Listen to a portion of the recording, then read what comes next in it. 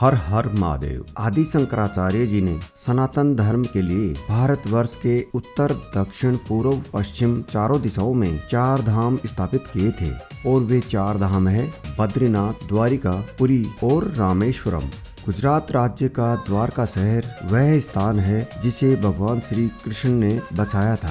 रुद्र संहिता में द्वारका वने नागेश्वरम अर्थात द्वारका के वनों में श्री नागेश्वर धाम है, ऐसा उल्लेख किया गया है।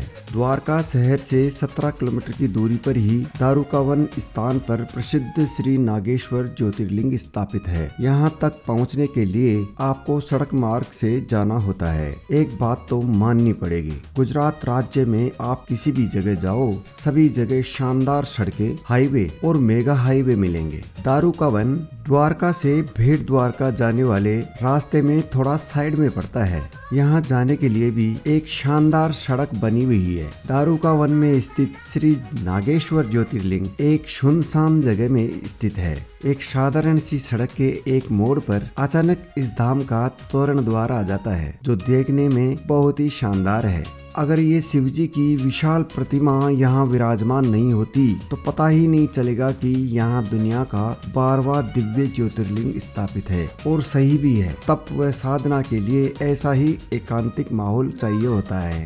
तोरण द्वार से ही वाहनों के लिए एक बहुत बड़ी पार्किंग शुरू हो जाती है। अपने वाहनों को यहाँ पार्क करके आगे बढ़िए। गुज्जर मारू शिल्प कला में निर्मित यह मंदिर बहुत सुंदर लगता है। श्री नागेश्वर धाम भगवान शिव को समर्पित एक बहुत प्राचीन और महत्वपूर्ण स्थान है। श्री नागेश्वर धाम में एक दिव्य ज्योतिर्लिंग स्थापित है। सनातन धर्म में उल्लेखित 12 ज्योतिर्लिंगों में से यह 12वां ज्योतिर्लिंग है। श्री नागेश्वर धाम में भगवान शिव को नाग और देवी उमा पार्वती को नागिन के रूप में पूजा जाता है। पौराणिक मान्यताओं के अनुसार यहाँ एक समय सुप्रिय नामक एक बहुत बड़े शिव भक्त हुए। वे हमेशा शिव की साधना में लीन रहते थे। उस समय दारुका वन में दारुक नामक राक्षस का राज था। इसी के नाम से इस वन का नाम दारुका वन पड़ा। वह देवी देवताओं की भक्ति करने वाले लोगों पर बहुत अत्याचार करता था। इसी कारण सुप्रिय को भी ऐसे न्याय यातनाएं देने के बाद उसे कारागार में बंद कर दिया गया। परंतु सुप्रिय ने वहाँ भी शिव की साधना नहीं छोड़ी।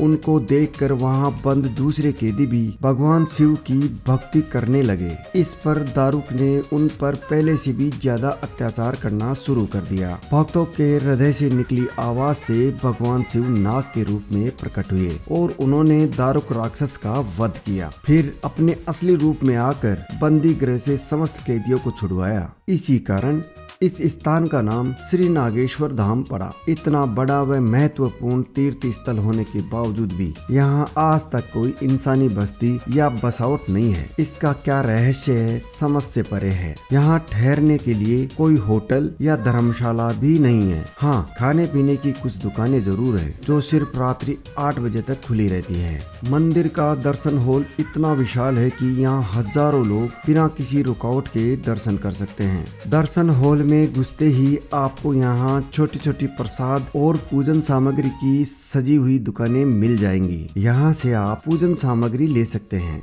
कई लोगों की जन्म कुंडली में काल सर्प योग या नाग दोष होता है। मान्यता है कि श्री नागेश्वर ज्योतिर्लिंग पर गंगा जल के साथ अभिषेक करने व चांदी से बने नाग नागिन भगवान शिव को अर्पित करने से काल सर्प योग हट जाता है। ऐसा करने से जातक को अकाल मृत्यु का योग समाप्त हो जाता है।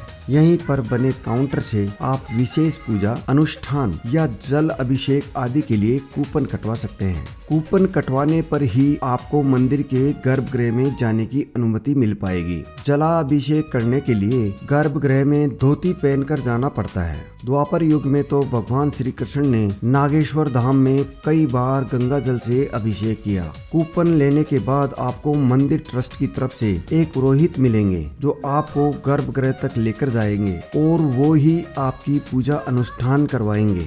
अगर आपको केवल दर्शन ही करने हैं तो दर्शक दीर्घा से ही आपको दर्शन करने पड़ेंगे। श्री नागेश्वर ज्योतिर्लिंग मध्यम आकार का एक दिव्य ज्योतिर्लिंग है जिसे चांदी के कवच से ढका गया है। सामने ही उमा पार्वती की एक शानदार प्रतिमा विराजमान है। इस मंदिर में प्रवेश करते ही आपके मन को एक अजीब सी शांति मिलती है।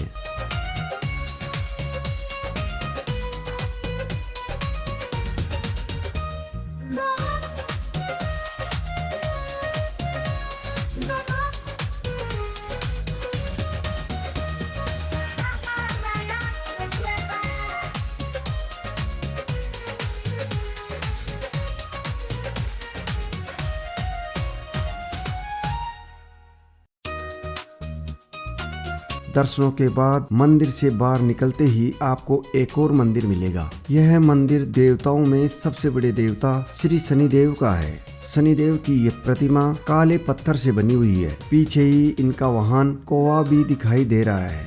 श्री शनिदेव की वक्र दृष्टि का हमारे जीवन पर बहुत असर पड़ता है, अतः जहाँ भी श्री शनिदेव जी का मंदिर मिल जाए उन्हें नमन करके जरूर निकले। पास में ही 9 नागों के विग्रह भी विराजमान हैं। काल सर्प योग होने पर इन 9 प्रकार के नागों के विग्रह के लिए विशेष पूजा अनुष्ठान किया जाता है। यहाँ एक बहुत बड़ी शिव जी की प्रतिमा भी विराजमान है। रात के समय में चमकती हुई 84 फीट ऊंची व 25 फीट चौड़ी मूर्ति बड़ी भव्य लगती है। एक ऊंचे फाउंडेशन को चट्टान का रूप देकर भगवान शिव की ध्यान मुद्रा में एक भव्य प्रतिमा बनाई गई है। बहुत से लोग यहाँ अपना फोटो खिंचवाते हैं और सोशल मीडिया के लिए रील भी बनवाते हैं। त्योहारों की सीजन में सुबह सुबह दर्शनों के लिए लंबी लाइन लगती है, इसीलिए वाइब्रेंट जर्नी की टीम ने पहले भेंट द्वारिका के दर्शन किए और यहाँ से लौटते वक्त रात्रि में भीड़ कम होने पर आराम से दर्शन किए। मंदिर प्रांगण बहुत बड़ा होने के कारण दर्शनों के लिए ज्यादा समय नहीं लगता, आराम से दर्शन हो जाते हैं। मंदिर की दर्शन टाइमिंग बहुत अच्छी है। दर्शनों के लिए मंदिर सुबह 5 बजे मंगला आरती के साथ खुल जाता है और फिर दोपहर भोग आरती के बाद 1 बजे बंद हो जाता है। फिर शाम 5 बजे संध्या आरती के लिए खुलता है। शयन आरती रात्रि 9:30 बजे के साथ ही धाम के पट बंद हो जाते हैं। यहाँ पहुँचने के लिए नजदीकी स्टेशन द्वारका और एयरपोर्ट पोरबंदर व राजकोट है। आप द्वारका से टैक्सी, बस या कार आदि से पहुँच सकते हैं। बताया जाता है कि वर्तमान मंदिर का निर्माण टी सीरीज के मालिक गुलशन कुमार ने 1996 में शुरू करवाया था। उसी दरमियान उनकी हत्या हो जाने के बाद उनके परिवार व उनकी एक संस्था गुलशन कुमार चैरिटेबल ट्रस्ट ने इस मंदिर का निर्माण कार्य पूरा करवाया। उस समय इस निर्माण कार्य में 1,25,00,000 रुपए का खर्चा आया था। आज भी मंदिर में गुलशन कुमार की एक तस्वीर लगी हुई है। उनके परिवार की इस मंदिर के प्रति बहुत गहरी आस्था है। द्वारका, भेंट द्वारका, सोने की द्वारका और सोमनाथ महादेव के इंटरेस्टिंग वीडियो देखने के लिए देखते रहें वाइब्रेंट जर्नी। वीडियो अच्छा लगा हो तो इसे लाइक व शेयर करके हमारे चैनल को सब्सक्राइब जरूर करें और इसी के साथ वाइब्रेंट जर्नी की टीम को दे अनुमति। हम फिर मिलेंगे ऐसे किसी और देवभूमि पर। तब तक के लिए हर हर महादेव।